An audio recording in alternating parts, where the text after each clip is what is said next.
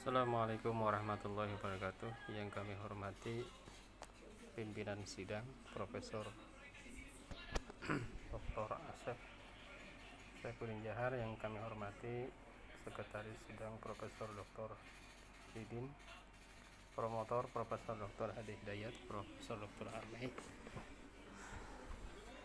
penguji Profesor Dr. Aziz Farul MA, Profesor Dr. Dede Rosada MA, Dr. Mufiq Abdul Wahab MA. Saya akan mempresentasikan prodi disertasi saya yang berjudul Kurikulum KKNI Pendidikan Bahasa Arab di UIN Syarif Hidayatullah Jakarta dan UIN Maulana Malik Ibrahim Haran. Latar belakang disertasi ini adalah adanya Perpres tentang KKNI, di mana Perpres itu lahir karena dilatar belakangi oleh adanya masyarakat ekonomi Asia, di mana ada perdagangan bebas antar negara Asia, dan KKNI ini merupakan penjabaran dari Undang-Undang Ketenagakerjaan. Jadi adanya KKNI ini sangat terkait erat dengan ketenagakerjaan. Latar belakang yang lainnya diantaranya adalah pada tahun 2016 IMLA Ittihad Mudarrisil Lughal Arabiyyah Indonesia membuat rekomendasi tentang kurikulum pendidikan bahasa Arab yang menyatakan bahwa kurikulum PBA itu masih belum terstandar. Kurikulumnya itu masih belum memiliki standar baku, oleh karenanya perlu dikembangkan kurikulum terstandar. Itu tahun 2016. Kemudian di tahun yang sama Asosiasi Prodi PBA membuat kesepakatan tentang profil dan CPL pendidikan bahasa Arab yang kemudian disempurnakan tahun 2019 dan sudah dibukukan. Yang dimaksud dengan kurikulum adalah dokumen kurikulum dan pelaksanaannya, artinya kurikulum dalam konteks modern. Dan yang dimaksud dengan pendidikan bahasa Arab adalah prodi pendidikan bahasa Arab yang ada di UIN Jakarta dan UIN Malang. Perubahan identifikasi masalahnya adalah tadi bahwa KKNI ini hadir karena adanya MEA. Yang kedua, bahwa KKNI adalah kurikulum berbasis learning outcome. Yang ketiga, KKNI adalah paradigma dalam kurikulum. Selanjutnya adalah pengembangan kurikulum, implementasi kurikulum, pelaksanaan kurikulum, evaluasi kurikulum, dan kesiapan yang ada di dalam prodi khususnya pendidikan bahasa Arab. Perumusan masalahnya adalah bagaimana model pengembangan kurikulum KKNI, PBA, UIN Jakarta dan UIN Malang. Pertanyaannya adalah bagaimana paradigma kurikulum KKNI di kedua PBA ini. Yang kedua, bagaimana pengembangan perencanaan kurikulum baik makro maupun mikro. Yang ketiga, bagaimana pelaksanaan dan faktor apa yang menjadi penentu dan kendala efektivitas. Tujuan Tujuan penelitian ini adalah untuk mengembangkan teori kurikulum masa depan dan teori berbasis global dengan rincian menjelaskan paradigma kurikulum KKNI PBA. Yang kedua, menganalisis dan menemukan model pengembangan kurikulum plan PBA. Yang ketiga, menganalisis dan mengevaluasi bagaimana pelaksanaan dan hasil perubahan kurikulum KKNI di PBA. Penelitian terdahulu yang relevan, banyak penelitian KKNI tapi belum banyak yang membahas tentang KKNI pendidikan bahasa Arab. Sudah ada yang membahas tapi masih deskriptif, dan ini belum membahas sampai kepada RPS, belum membahas sampai kepada pelaksanaan pembelajaran.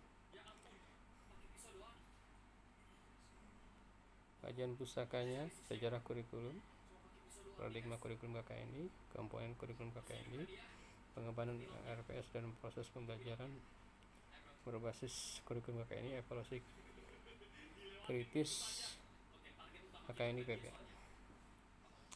Metode penelitiannya adalah menggunakan pendekatan pendidikan, pembelajaran dan kurikulum. Penelitiannya adalah jenis penelitian kualitatif.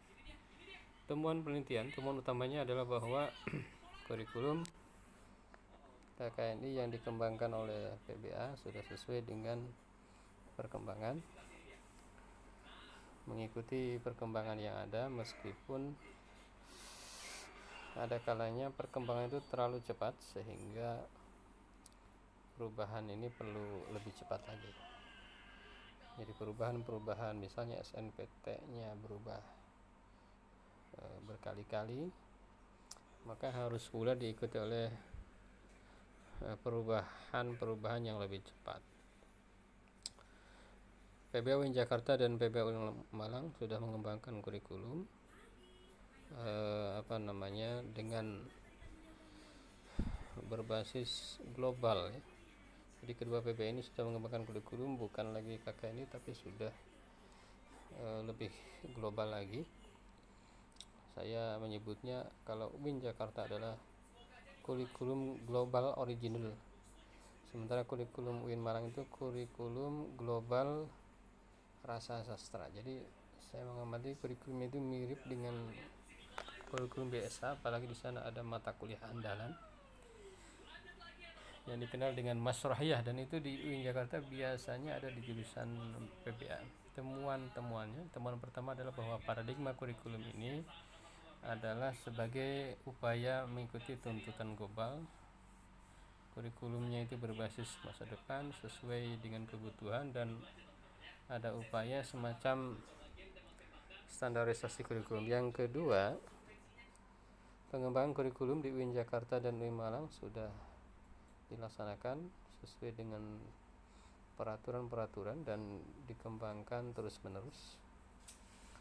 Cuma yang perlu dikritisi misalnya UIN Jakarta dan UIN Malang harus mengikuti CPL dan SKL yang dikembangkan oleh Kemendag, dan juga standar kurikulum yang dikembangkan oleh asosiasi prodi. Misalnya dalam profilnya itu perlu dikembangkan kembali.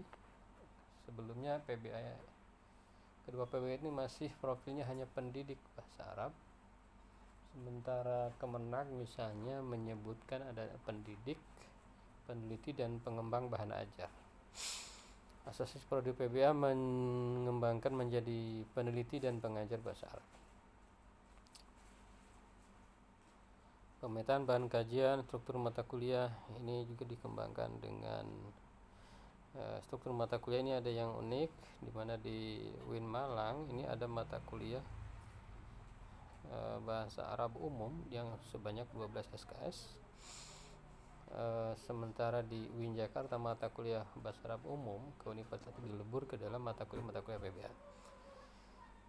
Di UIN Malang ada mata kuliah konsentrasi di semester 7, di mana pada semester 7 mahasiswa dibagi kepada 4 konsentrasi sebagai mata kuliah pilihan peminatan, sementara di UIN Jakarta pilihan itu adalah pilihan semua, jadi bersama-sama. Ini ada keunikan SKS mata kuliah juga disusun cenderung berseri, model berseri. Misalnya ada Nahwu 1, Nahwu 2 begitu, ada berseri.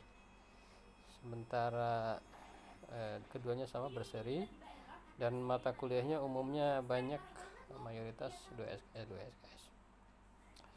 Dalam pengembangan RPS, UIN Jakarta sudah mengembangkan tahun 2014 masih namanya silabus dan SAP. Nah, kemudian tahun 2020 ini sudah mulai mengembangkan RPS.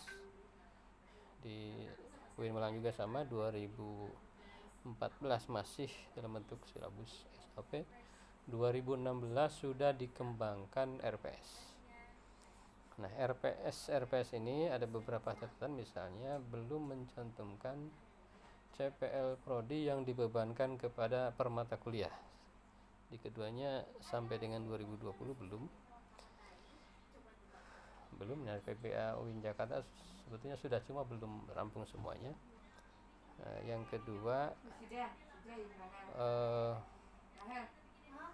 metode materinya masih cenderung, khususnya di mata kuliah keterampilan dan kemahiran, masih di mata kuliah unsur bahasa masih cenderung klasik ya, materi-materi klasik.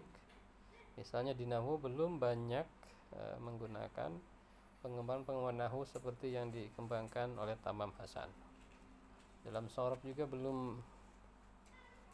materinya belum banyak mengikuti misalnya perkembangan terbaru yang dikembangkan oleh Azwan dan kawan-kawan tentang berbasis analogi, itu belum dikembangkan. Metode juga masih cenderung antara RPS sebelumnya dengan RPS baru cenderung copy paste sama. Tugas juga belum dijelaskan secara detail, tugas umumnya belum ada, tugas penilaian juga belum dijelaskan secara detail. Referensi umumnya masih menggunakan buku. PBA ini belum banyak menggunakan jurnal-jurnal. Temuan ketiga, bahwa pembelajaran di kedua PBA ini sudah interaktif, saintifik, literasi kontekstual, efektif, tematik, HOTS, kolaboratif, menerapkan ICT dan berbasis moderasi. Penilaiannya sudah edukatif, otentik, objektif, akuntabel, transparan. Hasil belajarnya sudah lebih baik dibanding dengan kurikulum sebelumnya. Nah, di PBA UIN Malang ini ada namanya kelas ICP. ICP ini International Class Program. Jadi ada satu kelas PPA ini yang mahasiswanya maksimal 25 orang dan menggunakan bilingual. Nah, di ICP. Kesimpulan daripada disertasi ini adalah semakin sesuai dengan kebutuhan masa depan dan berbasis global, maka semakin ideal dan dengan tetap menyesuaikan kebutuhan serta situasi dan kondisi lokal dan nasional. Itu saja yang bisa disampaikan. Terima kasih. Wassalamualaikum warahmatullahi wabarakatuh.